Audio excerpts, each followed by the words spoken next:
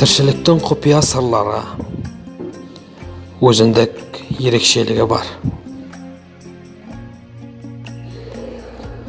Бәйтерек ағашы тамырын тереңге жайған, діңі қалың, жапырағы жайылған, халық ұғымында киелі ағаш боп саналады.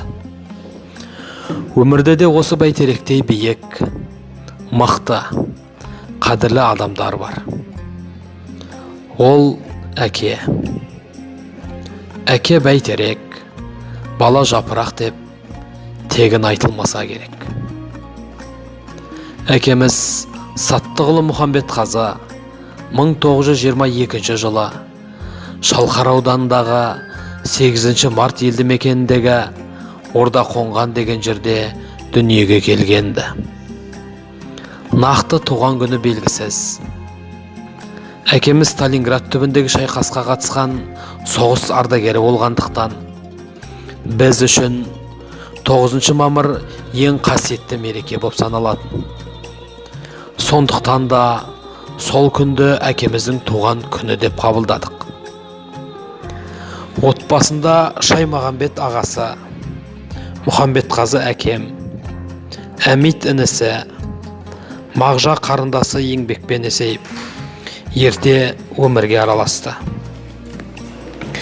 Әр пайғамбар өз тұсында демекші, 5 кластық білімі бар жан өз заманында хат танитын сауатты адам боп танылды. Әкем де сол қатарда болатын. Ұлы Отан соғысына қатысып, елге аман оралған соң, зейнеткерлік демалысқа шыққанға дейін қалалық шаруашылық бөлімі мекемесінде ағаш шебері боп еңбек етті. Анам Кәбира екеуі бас қосып, 5 қыз, 2 ұл тәрбиелеп өсірді. Үйінен қонағы арылмаған, дастарханы жиылмаған. Үлкен мен кішіге ілтипат көрсетіп отыратын ата-ананың тәрбиесін көрген балалары да жақсы азаматтар боп есейді. Әкем өте балажан, ұл мен қызын байлығына теңейтін жан еді. Үлкен ұлы Жұмасейіт 1961 жылы 22 желтоқсанда дүниеге келген. Ел қатарлы оқып, еңбек етті. Отан алдындағы борышын өтеп, теміржол оқуын бітірді. Локомотив жөндеу депосында мастер, бас мастер, инженер боп жұмыс жасады. Оқумен жұмысты ұштастырып, Алматы қаласындағы көлік және коммуникация академиясында оқып бітірді. 1986 жылы Лейла атты жібек мінезді, ісі тыңғылықты жанмен бас қосып, 3 бала тәрбиелеп өсірді. Жұмасейіттің достары жан-жақта көп болатын. Қасындағы адамды ағалық қамқорлығымен, жанашыр пейілімен баурап алатын. Ақ көңіл, барлық іске адал, кең пейілді жан еді. Қарабастай текті елдің ұлы, от кешкен әкенің ерлігін санасына түйіп өскен азамат, барша жанның батасына бөленген жігіт, қырға шығып, ел ағасына айналар 42 жасында дүниеден өтті. Бұл 2004 жылдың қаңтары болатын. Ата-ана, бауырға, жары мен балаларына, достары мен тірөлес жандарға Жұмасейіттің өмірден кеткені өте қатты соққы болды. Әсіресе әкемнің дертіне дерт, қайғысына қайғы жамап кетті. Көп ұзамай-ақ баласының артынан әкем де мәңгілік сапарға аттанды. Перзентінің көтере алмай қайғысын, шерге батып, үзілді үміт қайлысын. Ақ бауырым кете барды мезгілсіз, сан тарапқа тарсылдырып қойды шым. Жай түскендей Жұмасейіттің қазасы ашып кетті мұң қайғының жарасын. Жарқылдаған жан жағына қамқор боп жоғалғандай ізгі ердің қарасы. Өтіп жатыр уақыт шіркін ағындай, бір арнадан толайды екен бағынбай. Жүрген еді Талғат інің қамқор боп, қанатымен қорған болып қырандай.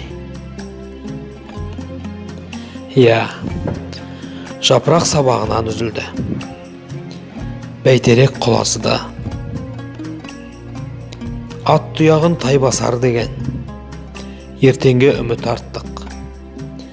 Әке мен бауырды іздеген жандар, шаңырақтың Талғаты, Жұмасейіттің қайраты бар деп өзін өзі жұбатты. Әкемнің шаңырағының иесі, Талғат інім үйдің кенжесі, 1974 жылы дүниеге келгенді.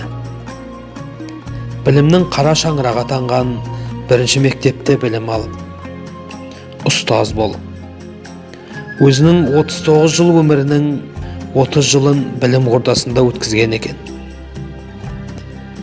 Қайран азаматым, қазақ баласы үшін шырылдаған ұлт жанды, 10 жылдай тәрбие саласында еңбек етіп, темір тәртіпті ұстанған адал, шаш тақтада өнер көрсеткен шахматшы, салауатты өмір салтын насихаттаған спортшы, өнер мен білімді бағалаған дара туған дарабозым едің. Сені де 40 жасыңа жеткізбей жер ана құшағына алдау. Тағы да бәйтерек су алды. Ана мен бала қайғыдан қарсы айрылды. Жансәуле жары екеуі мектепке бірге келіп, қызмет етіп, қоғам мүддесіне үлес қосып, ел батасына бөленіп, 3 баласын тәрбиелеп, өсіп өніп келе жатқанда өзен арнасынан ауып, жер қопарар дауыл соқты. Қарайламай жалғыз тірек кеңдігін, сұм ажалға кінәлайды кімдігім. Қаһарына мінген қаңтар күнінде қайран ана тағы да бір көмді ұлын. Айналғандай жарық әлем қараңға, қол байлаулы келмесе еді шараңда. Тағы да бір жар айрылды ерінен, шуақ түгін айналғандай тұманға. Дегенмен тамыры тереңге жайылған, діңі тарамыстанған, жапырағы үзілген алып бәйтерек құламады, құламайды да.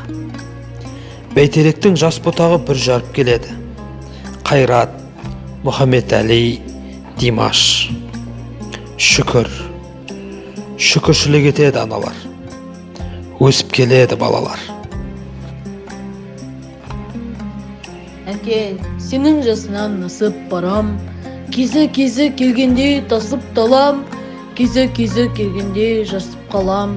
Міне өмірге бәрі-бір ғашық балаң, құралақан емеспін қуаныштан, қуаныштар алдыма құра ұшқан. Бір арыстан өмірден өткенімен, өмір сүріп келеді тір арыстан. Өкінбе әке, отыңбы сүнбейтұғын, ол мәңгілік жанады көрмейтінің. Ұрпағын бар, ел менен ер намасың, тірі түсі қолынан бермейтұғын. Міне, айтар сөзі, ойлар ойы, бәрі де әкенің аманатымен астасқан бұл жігіттер ортасындағы әжесін, әкелермен бір туған 5 апасын, аналарын, айым тәтесін ардақтап өсіп келеді. Бүгін әкеміз Саттығұлы Мұхамбетқазына, Мұхамбетқазы ұлдары Жұмасейіт пен Талғатты сағынышпен еске алып отырмыз. Жандарың жәннатта болсын, арыстарым.